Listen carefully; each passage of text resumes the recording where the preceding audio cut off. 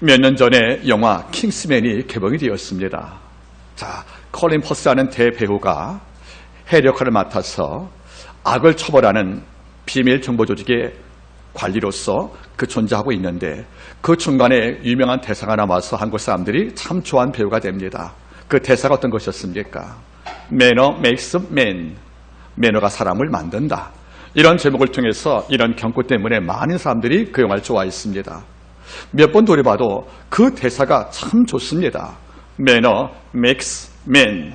매너가 사람을 만든다. 여러분, 이 말은 사실 영화 대사일지 모르겠지만 실제 이 말한 사람은 그 사람이 아니었습니다. 1387년 영국의 위컴 마을의 윈체스터 대주교였던 바로 윌리엄의 사람이 한 말인데 그는 대주교입니다. 성직자입니다. 그분은 항상 단 올라가시면 이리 말씀을 했답니다. 똑같은 말이지요. 예절과 매너가 사람의 가치를 결정한다고. 그래서 이 말을 작가가 거기서 도용을 한 것입니다. 그래서 하는 말이 뭐지요? 매너가 사람을 만든다, 이런 말이에요. 이런 맞습니다. 여러분, 매너의 반대말은 뭐겠습니까? 무례하다는 것이 아니겠어요? 영국 사회에서 적어도 귀족 사회에서는 돈이 없는 자가 초라한 자가 아니었어요. 여러분들, 또 신분이 낮은 자가 그 당시에서 멸시당할 존재가 아니었다는 것이요. 어떠한 자? 무례한 자입니다. 매너, 즉 예의와 상식을 갖추지 못하고 사람 사이에 지켜야 할 도를 다하지 못할 경우에 이것이 바로 매너인데, 매너가 없는 자에게 그들은 굉장한 마음에 상처를 받았고 이런 종을 모두 경계했던 문화가 바로 14세기 영국이 아니었겠습니까? 그러니까 위컴의 윌리엄을 주격한 말인 거예요. 모든 성도에게 의뢰받는 게 물론 중요하고 하나님을 알아가는 신령한 지식이 물론 귀하지만 이 모든 것은 말씀 속에서 빛과 소금인 이 땅을 살 때 감화 감동을 줄 만한 삶이 되려면 우리에게는 예절과 배려와 예의가 필요하다는 것이 아니겠습니까? 여러분, 살아보세요. 좀 못생겨도 좀 오래 보면 좀 볼만하잖아요. 제가 누굴 좀 쳐다보고 있는데 지금 제가 누구를. 또 좀 못 배워도 정감 있는 사람이 있단 말이에요. 그렇죠? 이런데 많이 배웠어요. 또 많은 걸 누렸어요. 이런데 매너 없으면 어떤 마음 드세요? 뭔가 마음이 무겁지 않습니까? 즉, 매너라는 것이 뭐겠습니까? 살아올 때 경험된 사람의 도를 말하는 거잖아요. 여러분, 이런데 매너의 반대말을 말하면 무례한 말을 우리가 볼 수가 있다는 거죠. 이런 까닭을 볼 때는 야곱은 매너와 전혀 상관이 없는 사람이에요. 여러분, 야곱은 매너하고 담을 쌓았답니다. 왜 그럴까, 여러분들? 창세기 25장에 형에 있는 장자권을 얻기 위해서 음식을 갖고 장난을 친 거예요. 물론 냉정히 따지면 에스의 잘못이 더 컸겠지만 무슨 말이겠습니까? 사냥에 지쳐서 배고팠던 그 형 에서의 약점을 이용을 해서 음식 한 그릇 갖고 장자권을 취득을 한 거예요. 물론 이 외면 쪽에 볼 때는 야곱에는 문제가 없다는 거죠. 거래인 것이니까. 장자권을 팔라 했고 판 것은 에서니까 잘못은 없어요. 그러나 누구의 약점을 악용을 했던 기회주의자 야곱의 본성은 여기 있다는 것이 아니겠습니까? 이걸 볼 때 야곱은 이른바 상습과 연관된 매너와는 상관이 없는 종 아니겠습니까? 또 나가 27장 바라볼 때 눈먼 아버지 이삭을 기만해서 옷을 형의 옷 입고 자기 몸에 이끌어왔으니까 털이 없잖아요. 목소리까지 휘날리어서 아버지 앞에 축복권을 받아낸 거예요. 아버지가 눈먼 상태에서 날 못 알아볼 때 어머니 리브가와 함께 협력을 해서, 나쁘게 말해 여러분들 모사해서 매끄러운 피부를 들킬까 봐 형의 털 많은 옷을 입어서 애서 인치했다는 것이고 목소리까지 변장한 것이 아니겠습니까? 성경 최초의 성대모사입니다. 이걸 듣고 이삭이 이상한 거예요. 너 애서 맞냐? 그러니까 하는 말이 뭐죠? 애서 맞다고. 결국 무슨 말이겠습니까? 기만과 거짓말 묶어서 속임수 아니겠어요? 이걸로 형한테는 메라코라는 장자권을, 아버지 앞에는 메라키라는 축복을 얻어낸 거예요. 그래서 얻었지만 그는 도망을 칠 수밖에 없다는 거죠. 뒤늦게 배반당함을 했던 아버지와 형 에서가 분노한 거예요. 그래서 하는 말이 뭡니까? 형 에서가 우리 아버지 이삭이 돌아갔으면 야곱 너 가만히 안 되겠다고 가슴을 치며 원망하는 것을 엄마가 들은 거예요. 그래서 리브가 놀랬지요. 잘못되다가는 뭡니까? 하루아침에 두 아들 이렇게 생겼거든요. 그래서 이삭을 설득을 해서 우리 며느리 구할 중에서 이 한번 보내보자고 그래서 이른바 삼촌 라반이 있는 이른바 마따나람 쪽으로 도피시킨 사건이 바로 오늘 말씀과 전 사건이 되는 것이 아니겠습니까? 자, 그런데 정말 매너가 없는 상식, 즉 다시 말하면 누구의 약점을 악용하여 이득을 취하는 이른바 사기꾼 야곱이 언제 바뀌냐는 거예요. 그렇게 살아가면 일평생 남을 속이고 기만한 모습으로 살아갈 텐데 야곱의 이른바 영적 변곡점, 즉 야곱이 이런 내 삶 안에 깊게 뿌리박은 이른바 매너 없음, 무례함, 더 나가서 무슨 말이겠습니까? 이익만 얻을 수 있다면 방법과 수단을 안 가릴 만큼 철저한 이익주의자였던 바로 야곱이 언제 탈바꿈되는 것인가? 바로 창세기 28장이라는 거 아니겠습니까? 전 돌아보는 것이에요. 여러분들 차라리 가난한 정직이 나아요. 그렇죠? 우리가 이 땅을 살 때 남을 속여서 얻은 거 잠언은 말씀하잖아요. 속여서 얻은 재물은 입안에 뭐 같다고요? 모래 같아서 삼킬 수가 없다는 거예요. 그리고 하나님께서 기만하여 얻은 재물은 바람이 날 때 불어버려서 내가 어리석 말하지 않습니까? 그래서 성경은 분명히 말하는 겁니다. 악인이 악으로 모든 모든 재물은 의를 위해서 입에 된단 말이 무슨 말이겠어요? 악인이 악한 방법으로 재물을 모아도 결국 누가 쓴다는 것입니까? 의인이 쓴다는 거예요. 내가 누릴 수 없다는 것이 아니겠습니까? 이런 깔에게 로마인들은 말하는 거죠. 무엇이 명예냐? 영어로 명예란 말이 뭐죠? 안어예요. 그 뜻이 어네스트, 정죄에서 왔다는 거예요. 정직과 명예, 안어, 어네스트와 안어는 같은 단어거든요. 다시 말하면 뭘 말씀하는 것입니까? 정직한 자, 내 마음속에 삶의 매너가 있는 자가 뭡니까? 여러분들 진짜 명예로운 자라는 것이 아니겠습니까? 저도 마찬가지예요. 나에 들어가면서 다른 것이 안 보여요. 무엇이 보이죠? 진짜와 가짜, 즉 정직과 거짓을 갖고 사람을 평가할 수밖에 없다는 거예요. 여러분들 부모가 가난해서 내가 가난한데 흉낼 수 있겠습니까? 부모님께서 여러분은 농사짓는 분이세요. 어른 가운데 우리 대학 못 볼 수 있잖아요. 학문행과 여보든 인맥이 짧아서 어렵다 하는 것은 내가 결정한 게 아니기 때문에 이걸로 우리가 비난받는 아니라고 생각합니다. 이런데 인성은, 즉 영적 내용인 정직하냐, 너 진짜냐, 모든 자에게 삶의 도를 다해서 매너가 있는 자나, 이런 문제는 내 역할이거든요. 이건 갖고는 여러분들 유무에 따라서 비난이 가능하다는 것이 아니겠습니까? 오늘 저는 야곱을 바라볼 거예요. 정말 야곱은 매너하고는 정말로 등을 싼 자입니다. 이렇게 간교한 자가 없어요. 이런데 야곱의 인생을 다 둘러쳤던 그 납덩어리 같은 기만과 솔솔 다 벗기는 과정을 우리 보통 28장에서 볼 수가 있다는 것이 아니겠습니까? 자, 기만과 속임수로 인생을 살아왔던 야곱의 이른바 변함의 역사를 바라보면서 오늘 이런 영성을 취해서 우리 삶 속에 진정한 복이 있기를 주름으로 부탁을 드리는 것입니다. 자, 먼저 보겠습니까? 첫째, 우리가 28장에서 보는 본문의 말씀의 첫 번째 제목은 뭐죠, 여러분들? 도피하는 야곱이에요. 도망을 치는 야곱이에요. 자, 보시겠습니까? 28장 10절 말씀. 야곱이 브에르세바에서 떠나 하란으로 향하여 가더니, 브에르세바는 고향이에요. 하란은 맞다나람, 즉 어머니 리브가의 고향인 이방 땅이고 내가 도피할 장소예요. 그런데 잘 보겠습니까? 야곱을 통해서 우리가 제일 먼저 뭘 보냐면 고향 땅에 있을 수가 없는 거예요. 누구 때문에? 나한테 속았던 형 에서와 자식한테 기만당하는 아버지의 분노가 있거든요. 여러분 놀랍죠, 여러분들? 그 당시에는 아버지가 저주할 때 저주가 임했어요. 노아의 아버지 노아처럼. 이러니까 그게 무서운 거예요. 형의 분노, 아버지의 실망이에요. 이런 두 감정을 받고 있는 야곱은 그 땅에서 견딜 수가 없다는 거예요. 결국 무슨 말이겠습니까? 도망을 칠 수밖에 없다는 거지요. 여러분, 우리가 보는 야곱의 첫 모습이 뭐지요? 브에르세바를 떠나 어디로? 하란, 즉 맞단 아람으로 갈 수밖에 없는 것이 야곱의 인생이라는 거예요. 뭐를 말씀하는 거예요? 정직과 거짓말이 싸울 때 거짓과 기만과 위선 가운데 인생을 세운 자는 평생 도망할 수밖에 없다는 거예요.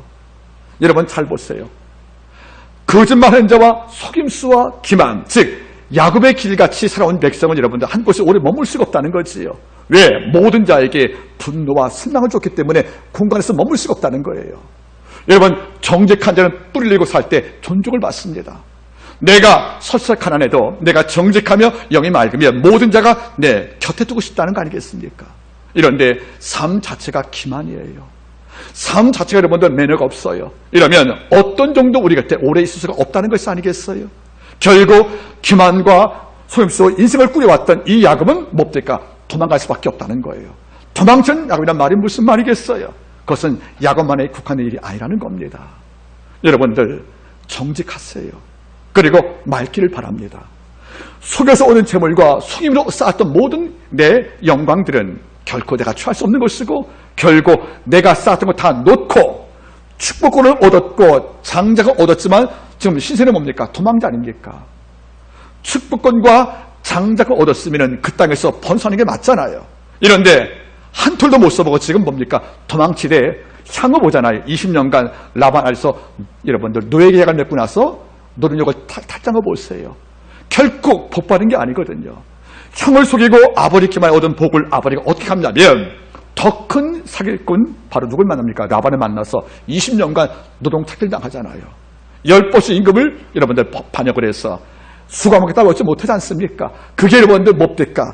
야곱이 기만을 선택할 때 얻은 결과물이 아니겠습니까? 하나님은 여러분들 맑은 자, 정직한 자 곁에 복을 모아주시는 거예요.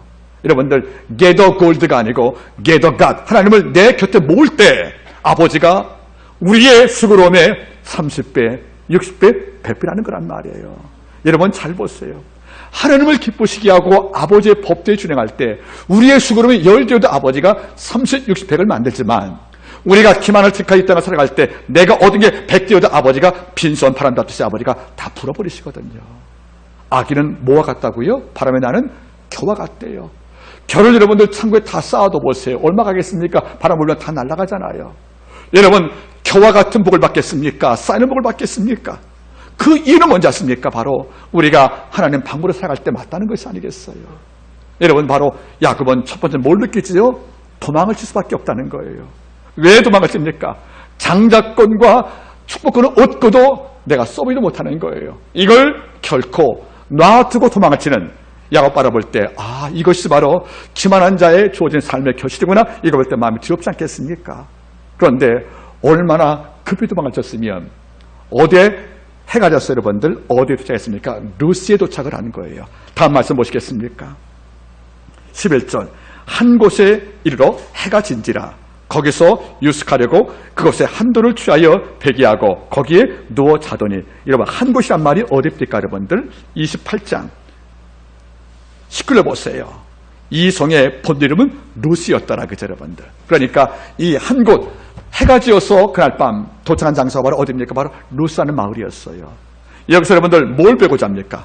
돌을 베고자 했다는 말이에요. 여러분 두 번째 잘 보시기 바라겠습니까? 자, 해가 질 만큼 도망을 친 거예요. 안 죽으려고. 뒤를 바라볼 때 에서가 쫓아갈까봐, 아버지가 쫓아갈까봐 도망치고 쪘는데 해가 저 도착한 장소가 바로 루스였는데 이 거리가 구약 지도를 보시게 되어지면 잘 보세요 여러분들. 여기가 브에르세바예요. 그리고 여기가 바로 메델이고요. 이쪽이 하란이에요. 여기서 여러분들 동서쪽으로 올라가서 이 거리가 80km고요. 여기서 하란까지 거리가 맞다는 거리가 여러분들 300km예요. 그러니까 3분의 1을 온 거예요. 4분의 1 정도. 그런데 출발했던 브에르세바와 도착한 루스의 거리가 지금 거리 100km 안쪽이라는 거죠. 이 거리를 하루에 뛰어갔다는 거예요. 여러분들 한번 여쭤보지요. 100km 거리를 여러분들 하루에 갔다. 엄청난 속도입니다. 여러분 혹시 실감 갔을까? 혹시 대전이 몇 킬로입니까? 여기서 대전이. 예? 그죠 여러분들? 그러면 천안 평택은 넘는 거잖아요 여러분들. 그죠? 평택은 넘죠? 그러면 평택거리 여러분들 여기서 걸어가 보실래요? 여러분 보통 문제 아닙니다. 얼마나 무서웠으면 하루에 거의 100km 걸어갔다는 거예요. 가니까 뭡니까? 지쳤죠 여러분들. 이러니까 누워서 잠을 자고 싶은데 옛날에는 뭐 베고 잤습니까? 어머니 무릎 베고 잔 거예요. 어머니의 자장가 들으면서 어머니의 덮어주는 그 시트를 계속 잠을 자는데 지금은 덮을 이불도 베개 없어요. 이러니까 뭘 베고 자는 겁니까? 베개를 베고 자는 거예요. 어머니 무릎 대신 베개를 베고 자. 여러분들 거지가 아닙니까 여러분들. 여러분 잘 보세요. 우리가 하나님의 법들을 어긋나서 이 땅을 살면 내가 뭔 것 같지요? 내가 볼 때는 내 손에 장자권이 있지요? 내 속에 여러분들 축복권이 있죠? 이런 못 사용하는 것입니다.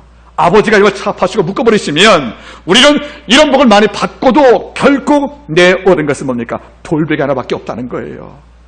모두가 다 베고자 하는 이런 베개도 없어요.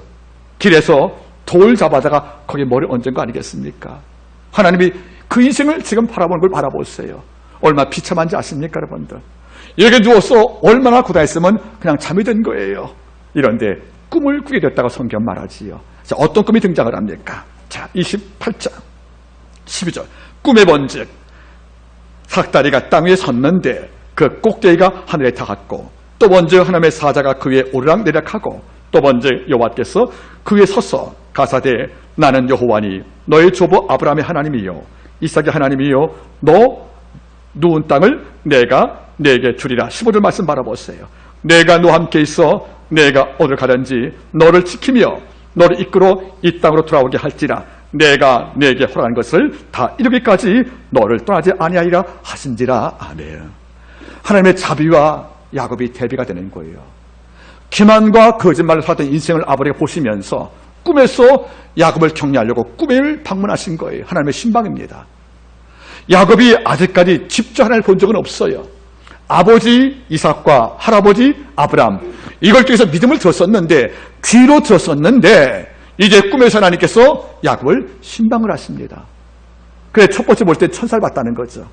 하늘과 밑에 사다리가 있어요. 천사가 오르락내락하면서 길을 만들어요. 하늘과 땅은 여러분들 분리되는 것이 아니겠습니까? 하늘과 땅 사이에 뭘 만든 거예요? 사다리, 이건 통로 아니겠습니까? 이걸 통해서 뭡니까? 절망한 야곱에게 희망을 암시한 거예요. 그 다음에 어떤 말이겠습니까? 꼭대기를 바라보니까 하나님이 서 계신 걸 보세요. 보좌에 앉자리에 서 계십니다. 그래 하는 말씀 없을까 여러분들? 내가 누군지 아느냐? 네 할아버지 조부 아브라함이 믿었던 하나님이다. 네 아버지 이삭이 경배했던 하나님이다. 그리고 나는 너를 뭡니까? 네 누운 땅을 너한테 땅 줄 거야. 그리고 내게 약속한 모든 것을 이루기까지 내가 떠나지 아니할게 하고 하나님께서 야곱에게 뜻밖의 약속을 주었다는 거예요. 여러분, 아버지를 피해서 도망친 아들에게 형을 피해 도망친 동생인데 이 땅 모든 자에게 기만과 거짓말로 상처와 고통을 줬던 바로 이 야곱인데 아버지께서 야곱에게 복을 약속하신 걸 보세요. 왜 그러겠습니까? 하나님은 야곱의 도덕을 본다면 인정할 수가 없어. 매너가 없으니까. 이런데 아버지가 하나 보신 거예요. 하나님, 나 당신 주는 복을 받기 위해서 장잡고 탐한 것이니까 내 목적의 전부는 하나님밖에 없다는 이 마음 한 조각 때문에 아버지가 그의 부족한 모습을 아시면서 아버지가 위로하시려고 꿈에서 그를 신방한 것이 아니겠습니까? 아버지가 하나 보신 거예요. 네가 10개의 길 중에 9은 틀렸다는 거죠. 하나가 옳다는 거죠. 그래도 하나님 아버지, 내가 당신께 복을 받아 산다는 말. 하나님은 때로 우리가 부족해도 마음 하나 보시는 거예요. 내가 일주일 내내 생활이 다 실패했어요. 토요일 밤에 마음은 무거워요.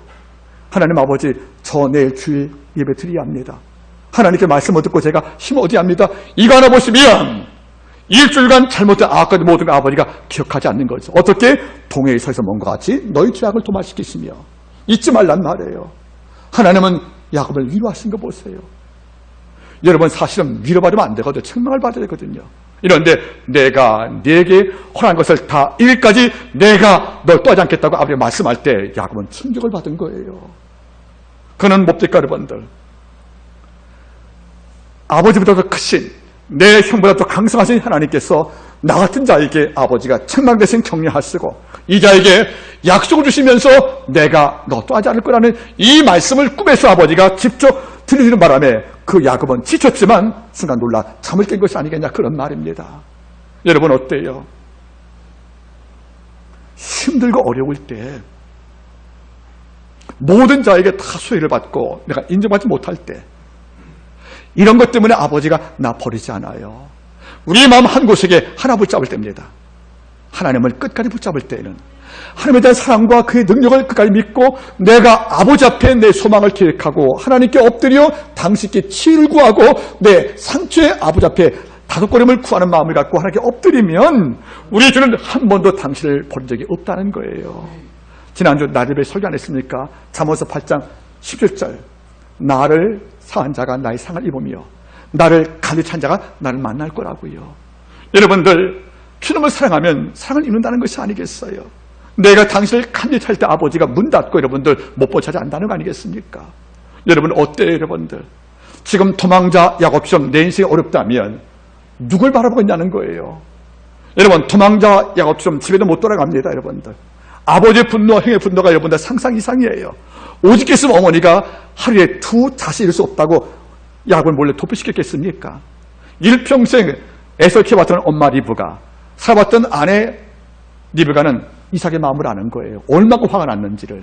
이러니까 놔두면 야곱은 형이든 아버지한테는 죽거든요. 이러니까 자식을 도망시킬 만큼, 도피시킬 만큼 이 리브가는 두려운 것이 아니겠습니까? 이게 상황이 악화되는 것이 아니겠어요? 이럴 때 여러분들 돌아갈 수 없다는 거죠. 가면 죽으니까. 이런데 누가 위로합니까? 하나님이 위로하셨다는 거지요. 시인은 말씀하는 거예요. 내 부모는 나를 버리었으나 여호와는 나를 버리지 아니했도다. 이게 다윗의 고백이에요. 여러분 잊지 마세요. 하나님은 당신을 찾는 한은 아무도 버리지 않습니다. 우리가 당신께 도움을 구하기 위해서 눈물 흘리는 한은 아버지가 어떤 백성이 간에 나 모르다 말씀하지 않는다는 거예요. 꿈에서 하나님이 야곱을 찾아왔대요. 저는 가끔 제가 이런 글을 쓰거든요. 아마 이 꿈에서 야곱은 하나님의 모습을 처음 봤을 거예요. 그렇죠? 그죠 여러분들? 그 전까지 야곱은 하나님 볼 기회가 없었으니까 꿈에서 아버지가 야곱을 만나 주었다는 것이 아니겠어요? 여러분 고맙잖아요. 그런데 그분이 첫모습이 뭡니까 여러분들? 네가 아버지를 기만했냐? 이 못된 녀석. 네가 형을 속였냐? 참 악한 녀석. 이게 없다는 한마디가 없어요 여러분들. 다만 무슨 말이겠습니까 여러분들? 지금 얘한테 필요한 것이 위로구나.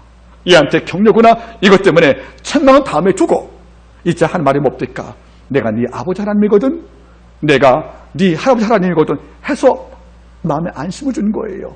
이래서 말이 뭡니까? 내가 온 이유는 네 죄를 추적하여 너를 혼내고 온 것이 아니라 심판자가 아니라 너의 보호자로 왔다는 말씀을 남겨주지 않겠습니까? 저는 이 말씀이 너무 좋은 거예요. 여러분 잘못했다고 자꾸 하나님을 등지지 말란 말이에요.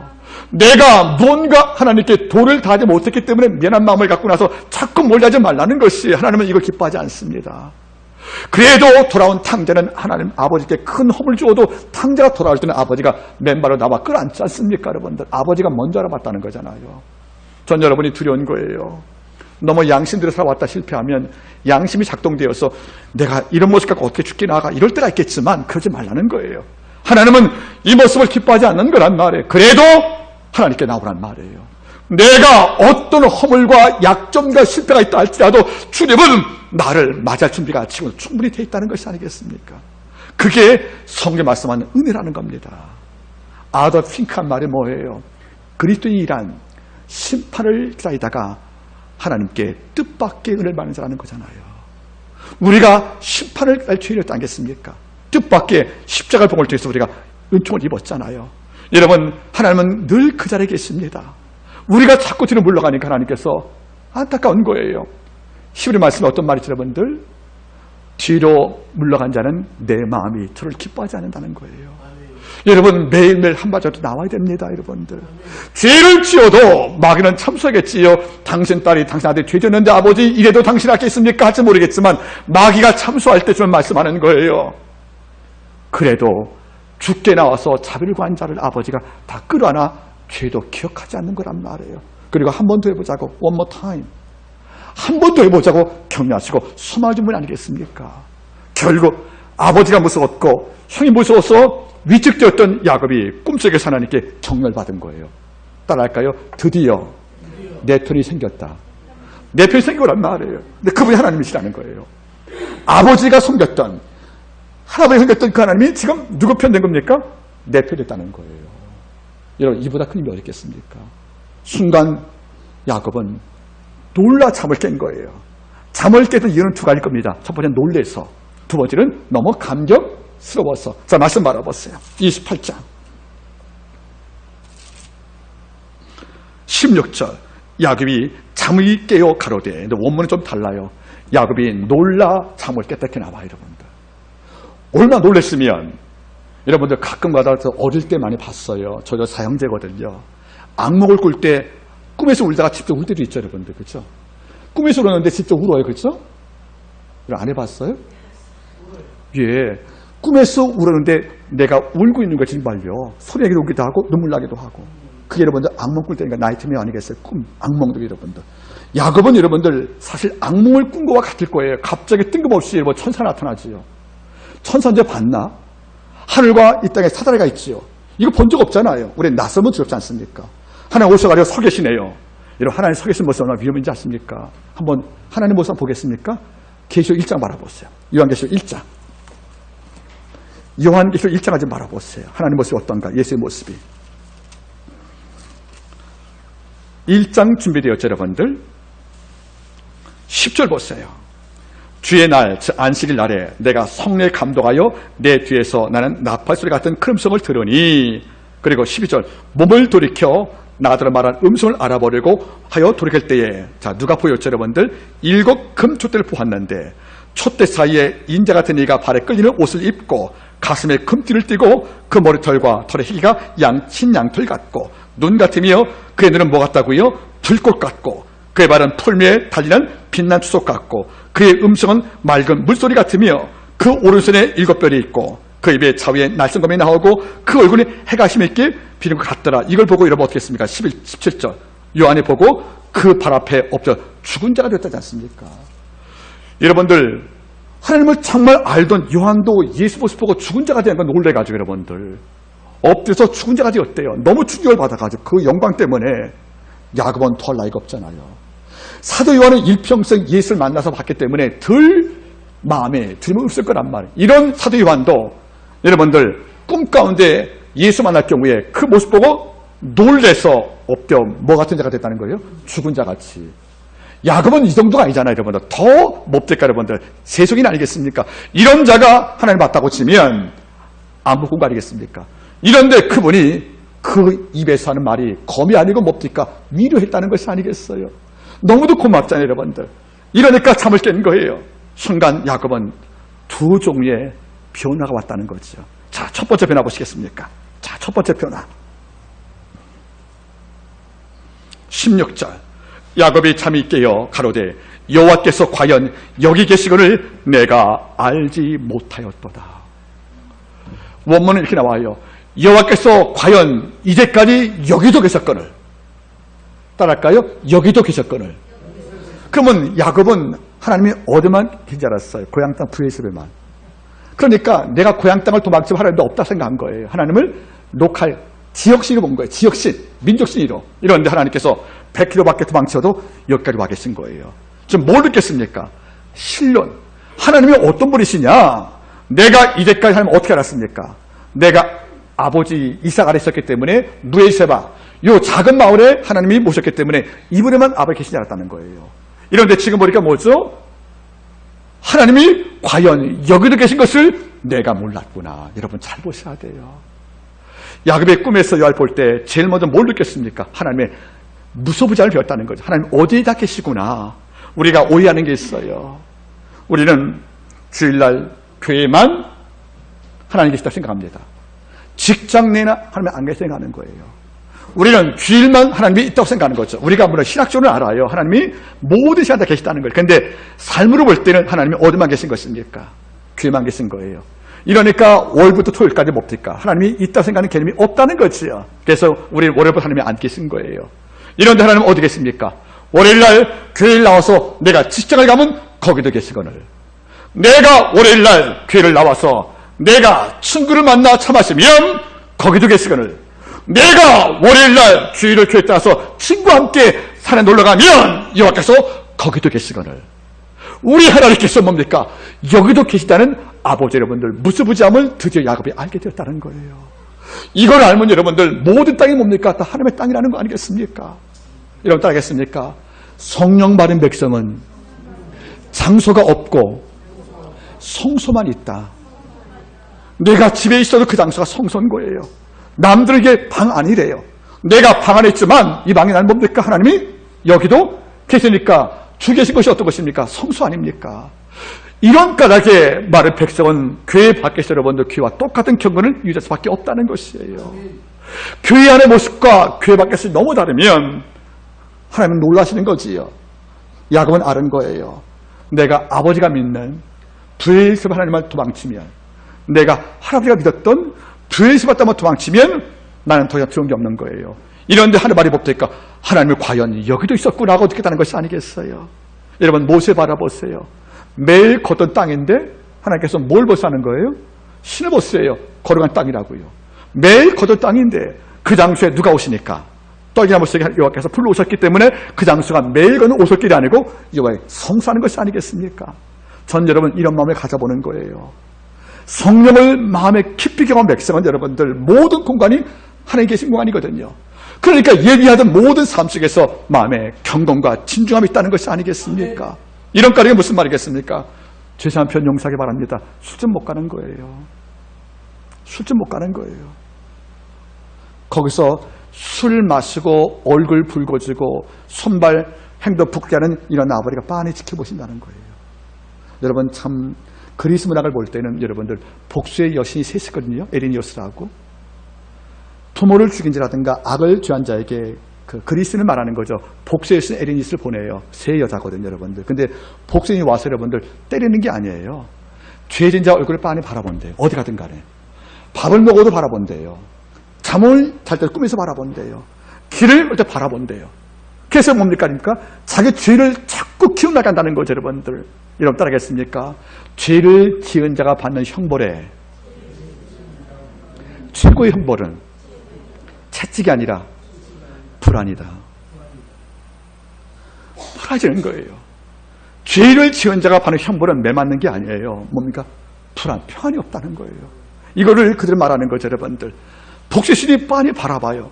내 죄를 기억나서 한순간도 밥을 못 먹는 거예요. 불안해서. 잠도 못 자는 것이 아니겠습니까? 마찬가지라는 거예요. 여러분들 오늘 말씀 바라보세요.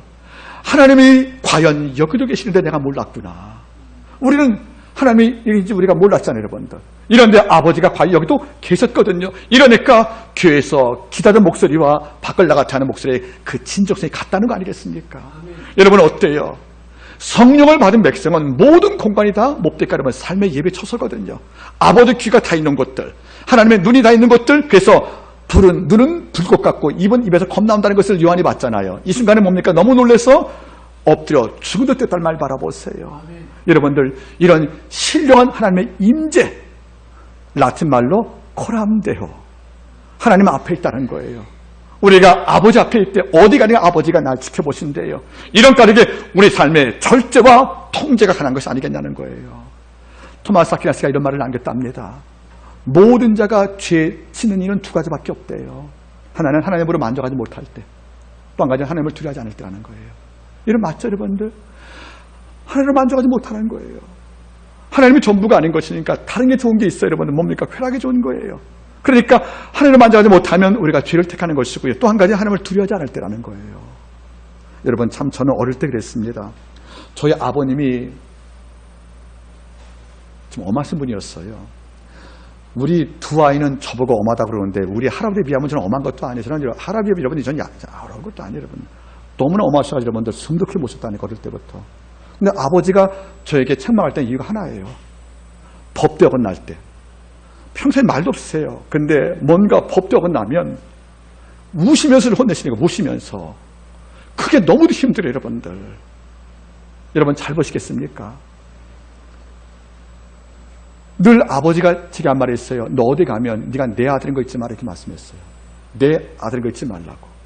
여러분 그런 마음이 있는 것이 똑같은 개념인 거예요. 우리가 어디 갈 때 내가 크리스찬이에요. 크리스찬의 모습이 있을 것이 아니겠습니까? 이걸 우리가 지워버리고 살고 내가 숨은 제자가 되어서 목소리 성대모사하는 야곱처럼 옷 따로 입고 나서 에센치 않은 이런 기만을 부리고 할 때 아버지가 말씀하는 거 아니겠습니까? 너 내 아들 맞냐고. 여러분 돌아보시기 바라겠습니까? 믿는 성도는 어느 공간 어느 초소가 다 하나님의 집인 거예요. 그래서 우리가 예비하는 마음 그 경건의 분량이 결코 약화되지 않고 감소할 수가 없다는 것이 아니겠습니까? 한자 말에 근시한 말이 있어. 근신. 어디에 구하든 누가 있든 없든 삼가 조심하는 게 근신이에요. 그게 선비에 돌아본 것이 아니겠습니까?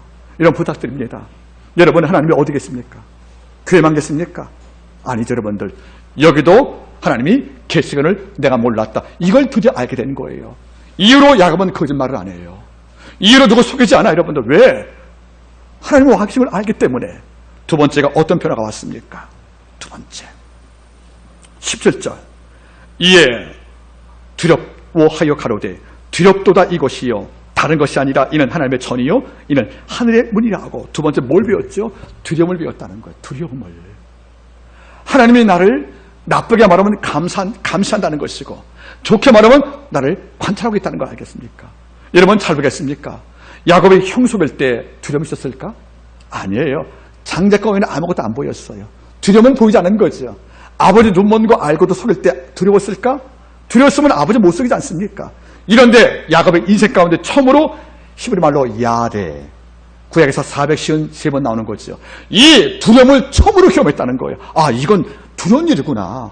이건 하나님을 분노케 하는 일이구나. 이렇게 하면 삶이 상처를 받는구나. 이렇게 살면 내가 마지막 날 아버지 앞에 책망을 받겠구나. 이런 두려움이었다는 것이 아니겠어요. 여러분, 두려워할 줄 알아야 되는 겁니다. 저는 그래요, 여러분들. 제가 목회자 아닙니까? 전 두려운 거예요. 이 땅을 살아갈 때 그 누구에게 저런 분이 목사 맞아? 장로 맞아? 저런 분이 권사 맞아? 그게 성도가 드는 최악의 여러분들 평가잖아요. 그렇죠? 그 욕보다 심한 거 아니겠어요? 그게 두려운 거예요. 사도 바울이 빌립보 1장 여러분들 20절 이해하신 거 있습니까? 나의 간절한 기대와 소망을 따라 오직 전과 같이 이제도 온전히 담대하여 살든지 죽든지 내 몸에서 예수 그리스도가 존귀되게 한다는 거죠. 내 몸에서 예수가 높아리를 받았다는 거죠. 이것이 안 되면 내 몸에서 내 몸 때문에 예수가 존귀하지 못하고 비방을 받지 않겠습니까? 이게 두려워할 때 이게 성대 심장 아니겠다는 거예요. 네. 여러분, 두려움을 배우는 것은 존 칼빈이 말했어요. 제가 쓴 글에 나오는 겁니다. 두려움이란 약자가 소유한 감정이 아니고 여호와를 경외한 자의 감정이란 말이에요. 약한 자만 두려워하는 것이 아니에요. 공포. 우리가 말하는 야레의 두려움을 무시하지 않습니까? 하나님을 아프시게 할까 마음이 두려운 거예요. 나를 아끼는 내 부모에게 상처와 실망을 줄 것 같으라는 마음이 그게 야레란 뜻이에요, 여러분들. 그래서 야곱의 인생과 처음 나누는 말이 뭡니까? 두렵단 말이 2번 나오잖아요. 여러분, 그 두려움을 배울 때 우리가 진정으로 사는 것이 아니겠습니까? 여러분, 잊지 마세요. 복종을 배울 때 명령을 배우는 것처럼, 침묵을 배울 때 말하는 걸 배웠지만 두려움을 배워야 평강을 배우는 겁니다. 여러분 아십니까? 지금 많은 성도는 하나님 앞에서 이런 표현 용서하십시오. 예의가 없어요. 버릇이 없다는 거예요. 하나님이 시험난 할아버지가 아니거든요. 시험 자꾸 뽑아도 허허하신 그 할아버지가 아니란 뜻이에요. 하나님께서는 여러분들 사랑과 공의의 알맞은 조화 속에서 이 땅을 통치하지 않습니까? 여러분, 어떤 분이 하나님은 때로 우리를 험하게 책망하니까 십자가에서 당신 아들을 죽이신 거란 말이에요. 우리 사랑하지만 죄가 용납이 안 돼서 아들을 심판하신 거 아닙니까? 여러분들 나 대신, 그렇죠? 잊지 마세요. 왜 우리가 어느 순간부터 죄를 짓고도 두려워하지 않는지, 왜 책임을 다하고도 두려움이 없는지, 왜 하나님을 영광 가리고도 두려움 없는지. 에스겔 예언자가 이런 말씀을 남겼어요. 내가 이 땅을 내려가면 이방 땅에서 널 통해서 더럽혀진 내 이름을 찾겠다는 거예요. 아버지가 제일 속상한 게 뭐죠? 당신 이름이 이방 땅에서 모욕을 당하는 겁니다. 바로 우리의 모습이라는 거 아니겠습니까? 여러분, 양심에 거슬릴 때 하나님이 두려워야 됩니다. 우리가 거짓과 진실에 머물지 못하고 진실 머물지 못하고 거짓에 머물러서 하나님께 영광 가려울 때 이게 두려워져야, 이런 거룩한 두려움이 있어야 이 종이 진실로 하나님 안에 거하는 참 백성 증거되는 것이 아니겠습니까? 여러분, 말씀 제가 한번 정리해 보겠습니다. 이러니까 놀란 야곱이 100일 번 거예요. 이걸 세워서 기름 부었답니다. 그리고 뭡니까 여러분들? 이걸로 하나님께 성전 삼아서 제사를 드렸다는 거 아니겠습니까? 결론 보세요 여러분들. 20장, 28장 18절. 야곱이 아침 일찍이, 즉 새벽이란 말이지요. 제일 먼저 뭐 했습니까? 베개에 있던 돌을 가져 기둥을 세우고 그 위에 기름 붓고 그 이름을 뭐라고요? 메델을 하였더니 이성의 본래 이름은 루시였더라. 메델이 뭐죠? 메델? 히말로 메트란 말은 집이란 뜻이에요. 엘은 하나님이란 뜻이에요. 이게 뭐죠? 여호와의 집이란 뜻이에요. 그러면 베개가 뭘로 바뀐 거예요? 여호와의 집으로 바뀌었다는 것이 아니겠어요? 여러분 잘 보겠습니까? 루스가 뭘로 바뀐 겁니까 여러분들? 돌멩이는 하나님의 집이 되었고요. 루스는 뭘 바뀌었습니까? 여호와의 집으로 바뀐 것이 아니겠습니까? 바로 이거란 말이에요. 하나님께서 믿는 성도에게 역사하시면 뭡니까 여러분들? 이 땅 모든 공간이 루스에서 뭘로 바뀝니까? 여호와의 집으로 바뀐다는 것이에요. 이것이 뭐니까 바로 성도 능력이라는 것이에요. 여러분이 거하면은 친구 사이에서 여러분들 원망과 불평 많을 때 여러분이 거할 때 그 장소가 루스인데 여러분이 거할 때 그 장소가 뭐니까 여호와의 집으로 바뀐다는 거예요. 여러분 한 개인 통해서 여러분들 아름다운 영향력을 통해서 여러분이 루스를 뭘로 바꿉니까? 매달려 바꿀 만한 능력이 언제 오는 것입니까? 두려워할 때 그 능력이 내 속에 있다는 것이 아니겠습니까? 실망한 남편이 집에 들어왔어요. 너무 어깨가 무거워요. 여보 나 그만둘래 하고 음식을 먹어도 못 먹네요. 이럴 때 아내가 하나님 말씀 들은 걸 갖고 여보 이런 말씀이 있다 하고 쭉 설명했어. 옥중에 있었던 요셉도 결국 하나님이 총리 세웠지 않느냐고. 지금 우리 전부가 아니라 목사님 말씀에 과거는 우리 인생의 서론뿐이래. 서론이래. 아니 별로 안 들어왔대. 이러할 때 남편이 음식을 먹다가 그래 한번 아직 안 늦었지? 기대해볼까? 이럴 때 루스가 뭘로 바뀐 것입니까? 메리를 바뀌었다는 거죠. 그 역할을 우리에게 줬단 말이에요. 여러분의 있음을 통해서 이방 땅에 산골에 루스가 야훼께서 임재하는 메리를 만들 것이 바로 뭡니까? 야곱이 이루신 복이 아니겠냐는 거예요. 지금도 하나님께서는 우리를 통해서 우리 집을, 우리 가정을, 내 지역을 평범한 루스에서 하나님이 계시는 뭘로 바꿉니까? 메리를 바꾸는 역사를 아버지가 지금도 약속을 주었다는 거 아니겠습니까? 이러니까 여러분들 자기 자신 너무나 평가철하지 마세요. 과대평가도 위험하지만 과소평가도 위험한 거 아니겠습니까? 우리는 뭡니까? 왕 같은 제장이란 말이에요. 두려움을 알고 아버지가 모든 것을 다 계심을 알아서 이른바 신전의식, 하나님이 내 앞에 계시고 내가 그분 앞에 있다는 이런 마음을 갖고 삶을 삼가 조심하여 여호와 기쁘시게 하면 도망자 야곱을 여호와의 집을 지는 성전꾼으로, 그리고 루스마를 메리를 만들어주어서 아버지가 영감하는 고개를 만드는 것이 바로 야곱의 은총이 아니겠냐는 것이에요. 전 여러분 올 한 해 동안에 하나님은 내 슬픔을 아버지가 춤되게 하실 거예요. 내 배옷을 벗게 아버지가 기쁨째 줄 것입니다. 이런 까닭에 배옷 입고 우리가 기쁜 옷을 입었으면 이제 아버지 앞에서 루스를 뭘로 바꿉니까? 메리로 바꿔보자는 말이에요. 절망의 장소, 피곤해 누웠던 루스 장소. 루스에 가니까 피곤했어요. 루스에 가니까 불안했어요. 내가 어떻게 살지?